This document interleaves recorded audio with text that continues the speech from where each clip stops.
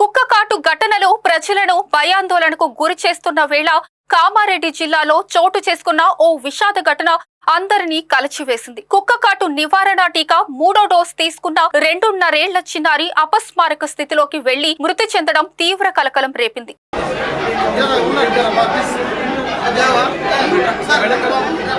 ఈ ఘటన కామారెడ్డి జిల్లా ప్రభుత్వ సాధారణ ఆసుపత్రి జీజీహెచ్ లో జరిగింది. వివరాల్లోకి వెళ్తే గత నెల 25న ఇంటి ముందు ఆడుకుంటున్న సమయంలో చిన్నారి క్రితిక్ సారకు కుక్క కరిచింది. వెంటనే ఆసుపత్రికి తరలించగా కుక్కకాటు నివారణ టీకా ఇచ్చారు. ఆదివారం 3వ డోస్ కోసం ఆసుపత్రికి తీసుకువచ్చిన సమయంలో టీకా ఇచ్చిన వెంటనే చిన్నారి స్పృహ కోల్పోయింది. ఆందోళనకు గురైన తల్లిదండ్రులు చిన్నారిని ప్రైవేట్ ఆసుపత్రికి తరలించినప్పటికీ అప్పటికే పల్స్ పడిపోయిందని, చలనం లేదని వైద్యులు తెలిపారు. తిరిగి జీజీహెచ్ కు తీసుకువచ్చేసరికి చిన్నారి మృతి చెందినట్టు వైద్యులు నిర్ధారించారు. ఈ ఘటనతో తీవ్ర ఆగ్రహానికి గురైన కుటుంబ సభ్యులు, బంధువులు ఆసుపత్రిలో ఆందోళనకు దిగారు. ఫర్నిచర్ ధ్వంసం చేయడంతో పాటు అద్దాలు పగలగొట్టారు. పరిస్థితి ఉద్రిక్తంగా మారడంతో పోలీసులు భారీ బందోబస్తు ఏర్పాటు చేశారు. ఆందోళన నేపథ్యంలో ఆసుపత్రికి వచ్చిన ఇతర రోగులు భయంతో ప్రైవేట్ ఆసుపత్రులకు వెళ్లిపోయారు. జీజీహెచ్ పరిసరాల్లో ఉద్రిక్త వాతావరణం కొనసాగుతోంది.